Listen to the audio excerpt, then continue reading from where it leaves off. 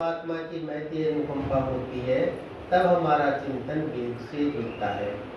इतना अच्छा मेरा साहब ने भजन प्रस्तुत किया, आदरणीय बहन जी ने भजन प्रस्तुत किया। पूजनीय नारी पूज्य है, नारी भी पूज्य है, नर भी पूज्य है, लेकिन वो पूज्य जब भी है जब उनके हृदय में वेद का निवास। वेद का निवास यदि नारी के हृदय में नहीं होगा तो देख लो आप कितने उदाहरण आपके सामने आते हैं, कहने की आवश्यकता नहीं। और जिस नर के अंदर वेद के मंत्रों का निवास नहीं है, उस पुरुष की स्थिति देख लो वो किस प्रकार से समाज के लिए कष्टदायक हो जाता है। तो ये चीजें हैं। तो दयानंद जी महाराज ने इसीलिए सबसे पहले कहा सब सत्य विद्या और सब विद्याओं का जो मूल है वो परमेश्वर है। परमेश्वर की तरफ चिंतन देता है वेद। इसलिए और वेद हम सृष्टि में आए उसके साथ ही परम पिता परमात्मा ने अपना वेद ज्ञान दिया।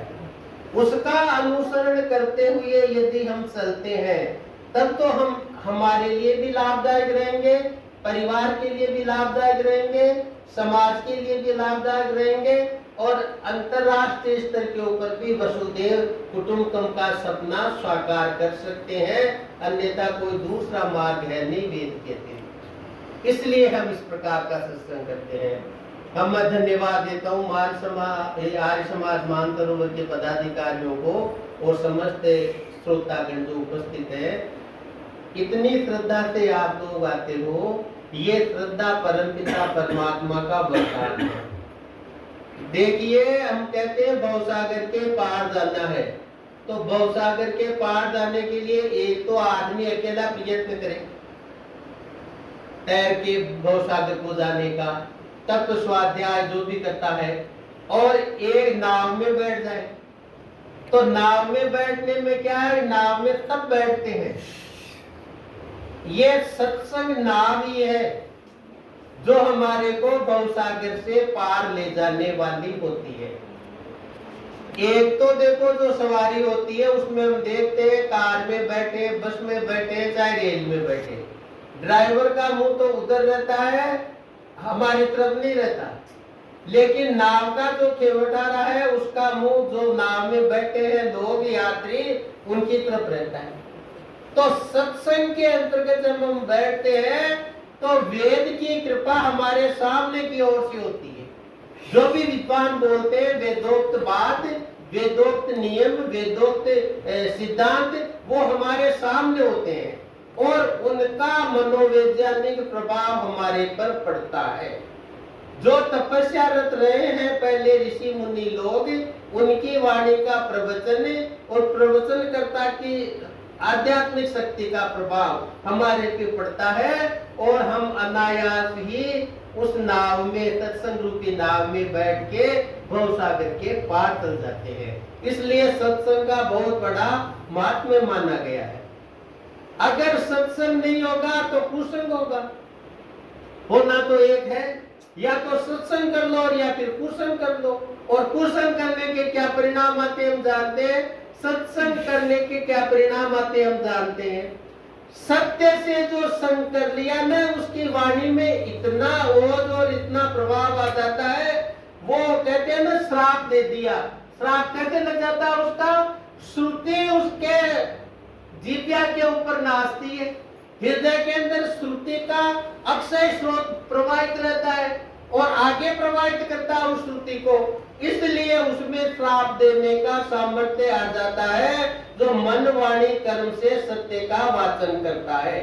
जैसे दयानंद जी महाराज इस कलयुग के अंदर देखे तो सत्यकारी सत्य माने अगर हम देखते हैं तो वो देव दयानंद जी महाराज है। मनसा वाचा कर्मणा होकर सत्याधार, दयानंद ने विश्व का किया अमित उपकार। और उनकी वाणी में इतना सामर्थ्य था, निश्चित रूप से उनका प्रभाव पड़ता था। वो अपन देखते हैं उनके जीवन के अंतर्गत उनके ऊपर एक बार घातक हमला किया तलवार से राम जी ने। अब उस समय उन्होंने कहा कि देखो आप इस प्रकार का हमला करते हैं, अगर आपको साक्षात कर्ण सिंह जी जो थे महाराज, उन्होंने कि आप साक्षात वो उस पौराणिक परिवेश के थे, उनको कह दिया था उनके अनुयायियों ने, हमारे धर्म की सबसे ज्यादा आलोचना करते हैं तो देव दयानंद जी महाराज करते हैं, क्योंकि सत्य सबको पचता नहीं है। सत्य को पचाने के लिए तो सद्बुद्धि चाहिए, तब सत्य पचता, नहीं तो अजीर्ण होता है। और वो करा कर्ण सिंह जी, तो उन्होंने कहा कि आप ये क्या मेरे को दिखा रहे हो अपना बले, यदि अगर आपको शास्त्रार्थ करना है तो रघुनाथ जी और आपके गुरु जी हैं, उनको भेजो मेरे पास में, मैं शास्त्रार्थ कर दूंगा, जो प्रश्न पूछेंगे उनके उत्तर दूंगा, शंका समाधान करूंगा। और अगर आपको शारीरिक बल दिखाना है तो मारवाड़ में चले जाओ, राजस्थान के अंदर राजा लोग हैं, वो आपको संतुष्ट करते हैं कि शारीरिक बल से क्या होता है लड़ना, किस प्रकार से उनको काबू में कर सकते हैं। तलवार लेकर 2 टुकड़े करके रख दिए नीचे, यह सामर्थ्य था दयानंद जी महाराज ने। और बाद में कहते हैं आगे उनके बारे में विद्वान लोग हमारे को, जो ये करण सिंह जी थे, उनकी बाद में हालत क्या हुई, वो पहले तो लकवाग्रस्त हुई, उसके बाद में मानसिक संतुलन खो दिया और अत्यंत दुर्गति से उनका देहावसान हुआ। यह आदत होती है किसी भी विद्वान को या किसी पुण्य आत्मा को या किसी ऋषि को या किसी साधु संत भक्त जन को, यदि हमें परेशान करते हैं या उनका अपमान करते हैं तो उसका परिणाम हमारे को भोगना निश्चित रूप से पड़ता है। सबने भोगा है। जो रसोईया था दयानंद जी महाराज का जहर देने वाला, उसके लिए भी हमारे विद्वान कहते हैं हरिद्वार के मेले में मिला था कईयों को, कोट धर रहा था उसके सारे शरीर के अंदर, यह हालत हो गई। इसलिए परमात्मा न्यायकारी, कहते हैं परमात्मा न्यायकारी है, न्याय करता है वो, और अंतर्यामी है, वो अंदर बैठ के न्याय करता है। ऐसा न्याय करता है, लाठी ऐसी मारता है, पीटता भी है और दिखाता भी नहीं है, अंदर का घाव अंदर रहता है। तो इस प्रकार की जो स्थितियां ये होती है, उसका प्रभाव बड़ा बुरा पड़ता है, चाहे कोई भी करके देख लो। अब वर्तमान में सत्य कहने वाला, सत्य मानने वाला, सत्य सुनने वाला, आप बुरा नहीं मानना, मैं विचार ही रख रहा हूँ, सामूहिक विचार नहीं है, मैं किसी की आलोचना नहीं करता, कहीं दिखाई नहीं पड़ता। अभी हमारे यहाँ राजस्थान के अंतर्गत अखबार में आई थी बहुत बड़ी स्थिति, इसमें जैसलमेर में सोनार का किला प्रसिद्ध है, जाते हैं लोग एक बार देखने के लिए, कई आप लोग भी पता नहीं होंगे, कई आप में वह संवेदन हो रहा हमारे श्वेतांबर जैन बंधुओं का। तो जब वो सूर्य जी महाराज है कि उनकी 871 वर्ष पहले जो कागोत्री चादर है उसका अभिषेक करेंगे। अभिषेक कैसे करेंगे? उसका चादर के लिए अभिषेक करने के लिए गंगा जी का जल लाए, गंगा जल और मानसरोवर जो है कैलाश में उसका जल लाए, उससे तो अभिषेक करेंगे। और 8 करोड़ 10 लाख 32 का पाठ करेंगे, जैसे हनुमान चालीसा होती है ना, 40 है उसमें, वो उनके गुरु जी का कोई 32 पाठ करेंगे। 8 करोड़ 10 लाख कैसे करेंगे? वह इकट्ठे है जो तो है, और ऑनलाइन विदेश देश से सारे मिला के 8 करोड़ 10 लाख बता रहे हैं वो। फिर वो इस प्रकार से करेंगे और वहां सारे राजनेता जो प्रमुख है, मंत्री है, दूसरे राष्ट्रीय भी मंत्री हैं और एमएलए हैं और सारे इकट्ठे हो रहे हैं। अब अपन विचार करो, ठीक है उनकी वो जाने, अपन उनका नहीं आलोचना करते, स्वतंत्र सब अपने अपने लिए। आप देखो क्या भला होगा, मंत्री लोग जाके तो क्या कर देंगे। अब आजकल उसको मंत्री आशीर्वाद देने के लिए जाओ, वो आशीर्वाद देने वाला उसमें सामर्थ्य है क्या? आशीर्वाद देने का, आशीर्वाद देने का सामर्थ्य प्राप्त करने के लिए तब चाहिए जब वो आशीर्वाद होता है। ऐसे झुके वो ये मंत्री जी आ गए, ये कल तक तो यहाँ पर ब्लैक लिस्टेड था, कितने आपराधिक मुकदमे लगे हुए, और वो आके उनके चरणों में ठोके दे रहे बड़े बड़े ये, और हमारा आशीर्वाद चाहिए, क्या आशीर्वाद देंगे वो? लेकिन लोगों की स्थिति देखो, क्यों? वेद के विरुद्ध चले गए, दयानंद जी को नहीं मानते, दयानंद जी की बात मानते तो ये स्थिति आती नहीं, आ रही है वो। अब यहाँ अपने मानसरोवर देख लेना, आपके पास में ही आज अखबार में था कि वो आ रहे हैं, वो एक लोटा जल सब समस्या का हल। हाँ हाँ, जो यहाँ पर आ रहे हैं तो उसमें 15 मार्च को आएंगे, जो उसमें 15 लाख हमारी माताएं बहनें कलश लेके यात्रा निकालेंगी। बहन जी कह रहे थे अभी यहाँ पर, ये कह रहे हैं कि नारी पूज्य है, उन नारियों को पूजो। 15 लाख निकालेगी और 1 लाख श्रोता बैठ जाए, इतना पंडाल बनाएंगे और सारे आएंगे, सब दुनिया भर के यहाँ पर आ जाएंगे और वो उनको पूछो भाई देखो करके क्या करेंगे, 1 लोटा जल सब समस्या का हल, या वो बेलपत्र तोड़ दो और उसको उल्टा चढ़ा दो, कईयों को कहेंगे उल्टा चढ़ा दो, कईयों को कह देंगे तिल चढ़ा दो, हमारी माताएं बहनें बहुत खुश हो। काला डोरा बंधा दिया सबके घरों में, देख लो जिसके देखो जिसके काला डोरा, जिसके देखो। और क्रिकेट प्लेयर लो, फिल्मी अभिनेता लो, पैर में सबके काला डोरा लगेगा। पंजाब हो चाहे कर्नाटक हो, कहीं का भी हो, मैं तो उसमें यूट्यूब पे देखता हूँ, सब ये है। और या फिर यहाँ लाल लाल डोरे पाव गट्टियां यहाँ बता देते हैं कि ये लो, ये हो गए। अब इसकी स्थिति देखो, शिव पुराण के लिए दयानंद जी महाराज ने सारे पुराणों के लिए कहा कतई मत पढ़ो, बुद्धि खराब भ्रष्ट होगी, क्योंकि एक बात अच्छी है 10 बात बुरी रहती है, तो हमारी बुद्धि तो विचलित होती है। मन तो एक तरफ तो इसका चिंतन करता है, दूसरी तरफ विपरीत चिंतन कर लेता है। जहाँ सरलता दिखी, सहजता दिखी, प्राप्ति दिखी, उसको छोड़ के उधर घुस जाता है। यह आदत होती है। कहते हैं मैं अब सब नाचने लग गए। अब पहले ब्रह्म कुमारी नहीं नाचती थी, ये आजकल अब देखा उसमें वो आबू पर्वत के अंदर वो लेके छिड़काव कर रहे हैं, लेके उससे और नाच रही है, फूल फेंक रही, वो नाचना शुरू हो गया। आज समाज में भी हो जाएगा, हो गया होगा कई जगह। तो अब ये स्थिति है कि भाई ये सत्संग नाचने के लिए नहीं है, नचिकेता बनाने के लिए है। छोटा सा बालक नचिकेता प्रश्न पूछता है यमराज से, महाराज मेरे पिताजी ने आपके पास भेजा है। वो प्रश्न पूछ रहा है कि सब लोग आपसे डरते हैं, ऐसा उपदेश दो कि आपके चंगुल में नहीं फंसूंगा, ये बताओ मेरे को। ऐसे प्रश्न करने वाले ब्रह्मचारी हमारे होते थे नचिकेता, वो नाचने वाले नहीं। आत्मिक हमारे अंदर उन्नति होगी, आत्मिक ज्ञान से हम तर्क करेंगे और उस तर्क का समाधान चाहेंगे, सब वो देखो नचिकेता अग्नि के रूप में यज्ञ प्रज्वलित है। अब पुष्कर के अंदर पुरस्करण कर रहे हैं गायत्री का, क्या 24 करोड़ मंत्रों का पाठ करेंगे, 2000 पंडित, 200 हवन कुंड बनाएंगे और उसमें क्या करेंगे 2 करोड़ 40 लाख आहुतियां डालेंगे। 100 बीघा के अंदर है वो, और उसमें ये कर दिया केवल ब्राह्मण। हाँ, तो अब यह स्थिति जो है यहाँ पर, ठीक है, वह ब्रह्मा जी के पास में गायत्री बैठी है, सावित्री जी तो रूस के ऊपर बैठ गई, पहाड़ के ऊपर, आप देखना मंदिर जाओ उधर। तो अब ये स्थिति है, अब जिस देवता को जिसको देखो, जिसको दो स्त्रियां, वहां ब्रह्मा जी के भी 2, विष्णु जी के भी कर दी, जिस शंकर भगवान के भी कर दिया, वीरनी को भी मोहित हो गए। अब ऐसे उल्टी सुल्टी कथाएं इसमें होती है। स्कंद पुराण में सबसे ज्यादा है, शिव पुराण, ये लिंग पुराण में।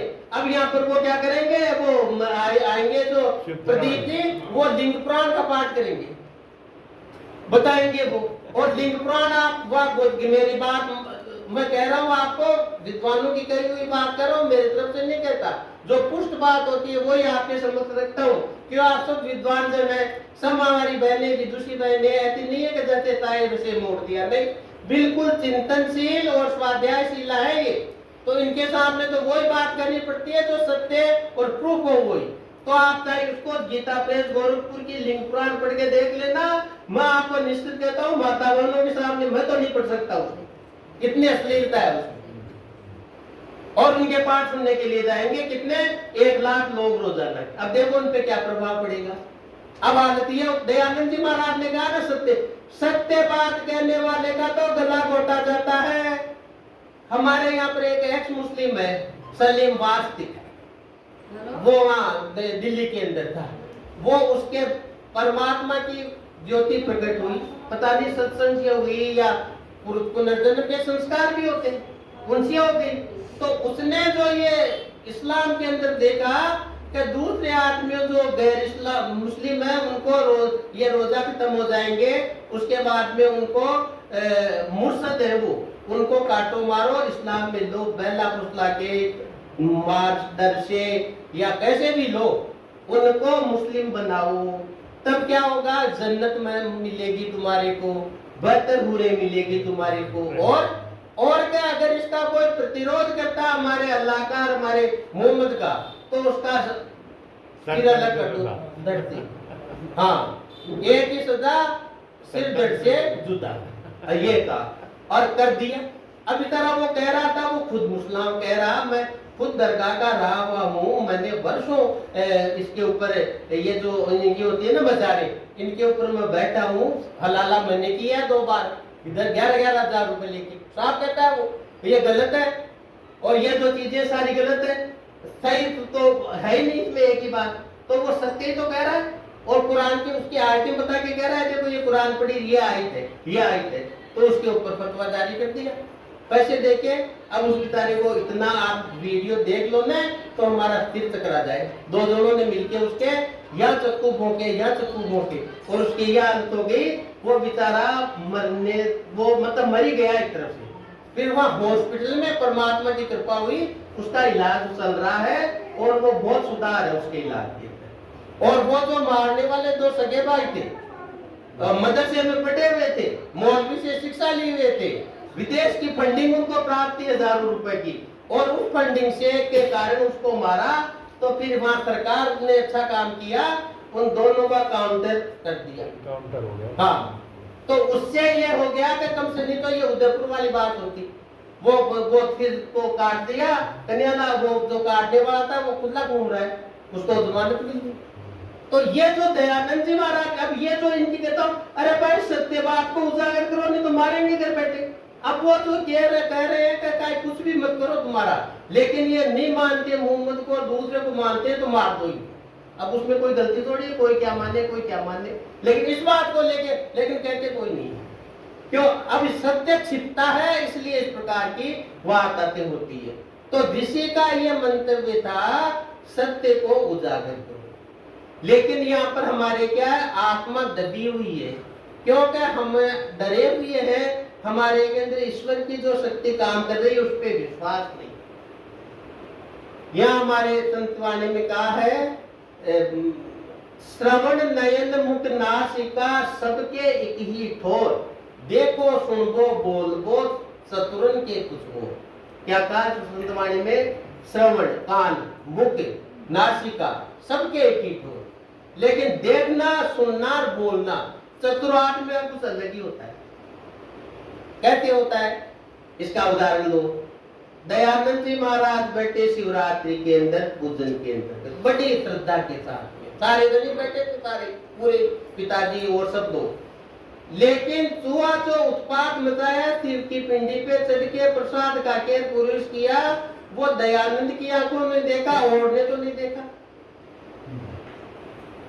देख लिया होगा तो देख लिया होगा, उनकी तरफ से कुछ भी करो, क्या है, अपन जाते हैं ना।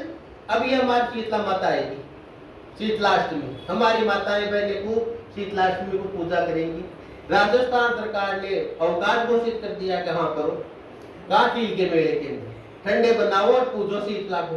अब वो शीतला पूज के वो मैं देखता हूँ खुद में, कई जगह तो ये होती है कि वो इधर से तो पूजा करी, इधर से उधर से वो कुत्ते आके चाटते। तो अब अब स्थिति क्या करें? अब वो मेरी बुआ जी थी, उनका बच्चा साथ चला गया उनके, तो वो कह रहे हैं कि उसको कुत्ते काटते, तो वो कहते हैं माँ ये बताओ तुम इनको कहते हो भगवान, तो फिर ये कुत्ता क्यों काटता है? लेकिन उनके पास जवाब, वो क्या कहा, करती हुई आ रही है हमारे पहले से, तो हम भी उनका अनुसरण करते हैं, और कोई जवाब नहीं उसके लिए। ऐसा तर्क करने वाले को जवाब चाहिए। आजकल के बच्चे साइंटिफिक व्यू रखते हैं, जब तक उनको वैज्ञानिक रीति से वैज्ञानिक भाषा से उनको नहीं समझा देंगे, जब तक वो समझेंगे नहीं समझेंगे तो नास्तिक बढ़ेंगे, नास्तिक बढ़ेंगे तो फिर उनको कोई सहारा नहीं।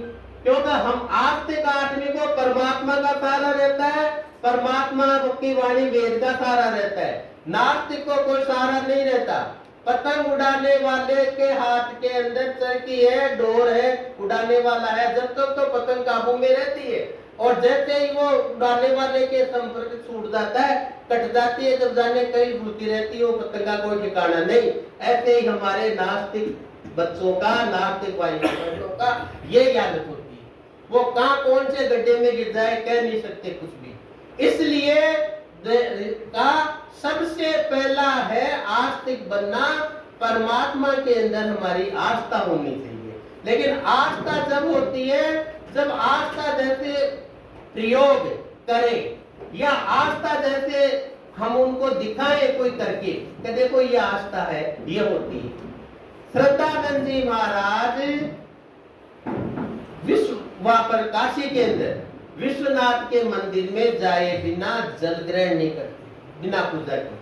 हमेशा उनका नियम था श्रद्धानंद जी महाराज का। और जब उन्होंने देखा कि रीवा की महारानी आई हुई है तो गेट बंद, दरबारियों ने कह दिया जा नहीं सकते। अरे भाई मैं तो रोजाना मेरा का नियम होगा, आपका नियम होगा, तो हमारा भी नियम है, जब तक महारानी अंदर पूजा पाठ नहीं कर ले हम गेट नहीं खोलेंगे। उनको उसी समय बोध हो गया कि ऐसा क्या थी, ऐसा क्या विश्वनाथ, विश्वनाथ तो सबके लिए एक ही है, सारी विश्व की प्रजा उसी परमात्मा की संतान है। अगर उसके अंदर भी इस प्रकार का भेदभाव है, छोटा बड़ा, राजा प्रजा का, तो फिर वो भगवान नहीं है। मैं तो उस विश्वनाथ के लिए के पास जाऊंगा जहाँ भेदभाव नहीं है। और वहां से वो आ गई। और वहां आने के बाद में कुसंग में पड़ गए। अभी हम चर्चा कर रहे थे ना, सत्संग के अंदर नाव में बैठेंगे तो सबके साथ हम भी गिर जाएंगे। और वो कुसंग में पड़ गए। कुसंग में पड़ने वाला तो खुद भी डूबता है, दूसरों को भी डुबाता है। अब क्या, सारे दुर्गुण जितने थे सारे आ गए उनके अंदर। शराब का सेवन करना और नाच गाने में रत रहना, नशे, सारी चीजें आ गई उनके अंदर। वो खुद कल्याण मार्ग का पथिक एक पुस्तक लिखी है, आप पढ़ना जरूर उसको, श्रद्धानंद जी महाराज ने। उसके अंदर सारी बातें उन्होंने लिखी है कि मैं किस प्रकार के दुर्गुणों से ग्रस्त हो गया था। लेकिन दयानंद जी महाराज का जो प्रवचन बरेली में सुन लिया, सबसे पहला प्रवचन ओम पर ही था, आत्मिकता के ऊपर। तब उनके अंदर प्रभाव पड़ा। ये क्या है, पिताजी कह रहे थे बेटा तू बैठना मत, एक बार जाके सुन ले, थोड़ी सी देर खड़ा खड़ा। इतना आग्रह किया, पिता की बात मानी। आज भी यदि हम पिता की बात मानते हैं तो कल्याण ही होता है। लेकिन पिताओं की स्थिति तो ये हो गई कि बच्चा यदि ज्यादा कमाने वाला हो गया, पिता से ज्यादा पद के ऊपर बैठ गया, तो तुच्छ समझता है कि तुम क्या ने क्या किया जिंदगी के अंदर। ऐसे बाल सफेद किए हमारे को देखो, हमने कितना अचीवमेंट कर लिया। पहले कहीं भी जाते थे बच्चे, माता पिता को कह के जाते थे कि मैं स्कूल जा रहा हूँ तो स्कूल के लिए कहते, ऑफिस जा रहे थे तो ऑफिस के लिए कहते, वापस आते तो मैं आ गया, मैं आ गया। कितना अच्छा लगता था। सेवा मत करो माँ बापों की, अगर इतना भी कोई बच्चा कह देता है तो माता पिता के हृदय से आती लगती, ध्यान मेरा है, कम से कम देखो करेगा तो उसके जचेगी जो। तो माता पिता की सेवा करने में केवल पैर दबाना ही नहीं है, माता पिता का मानसिक रूप से संतोषजनक उनकी स्थिति बनी रहे, उसके लिए ये करना पड़ता है। मान लो पिताजी की कोई बात हमारी समझ में नहीं आ रही, नहीं बैठ रही दिमाग में, तो उनका उसी समय प्रतिकार नहीं करे, तसल्ली से समय दे के उसके बाद में कहेंगे कि ये देखो ये बात अगर ऐसे कर लेते हैं तो मैं समझता हूँ ठीक हो जाती है, आगे आप विचार कर लो। तो उससे वो पिता मान भी जाएंगे, नाराज भी नहीं होंगे। लेकिन आजकल तो प्रतिकार तुरंत करते हैं और प्रतिकार के साथ साथ में उनकी श्रीमती और लग जाती है। तो वो फिर दोनों तरफ से स्थिति ये हो जाती है कि बेचारे पिताजी अपने आप को ये समझते हैं मेरे तो इस घर में कोई कदर ही नहीं। तो ऐसी स्थिति के अंदर उनकी मनोदशा खराब होती है।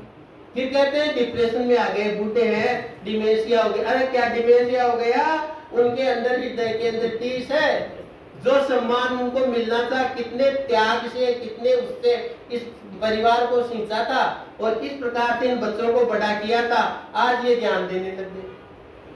तो ये बातें होती है। तो ये बातें कब दूर होगी, जब सत्संग में आएंगे, बच्चे सत्संग सुने, वेद सुने, वेद का गारस्थ धर्म सुने, उससे अनुसार अनुसरण करें, तब बच्चों के जीवन में बातें आएगी और उनके अनुसार आचरण करेंगे तो वृद्धजन भी खुश रहेंगे, बच्चे भी खुश रहेंगे, उनको संरक्षण मिल जाएगा और बड़ा अच्छा रहेगा, वृद्धाश्रम ले जाने की आवश्यकता नहीं पड़ेगी। तो इस प्रकार से हमारा जो ये समाज है, आर्य समाज, ये वेद की बातों को प्रस्फुटित करके आगे प्रसारित करता है। ये ऐसी सत्संगें जो होती है, इन सत्संगों के साथ साथ अगर ये वेद का ज्ञान भी ये शुरू कर दे तो वो जितने लाख आए चाहे हजार आए, उनमें से अगर मान लो 100 भी अगर इसके मार्ग पे चल पड़े तो कल्याण हो जाएगा उनका, समाज का। इस प्रकार की हम परमेश्वर से प्रार्थना करते हैं। देखो मेरी समय अवधि समाप्त हो गई है, मैं अतिक्रमण नहीं करता समय का। संसुतेन गमे मही मातृतेन विराजसी, इसी प्रार्थना के साथ ओम शांति।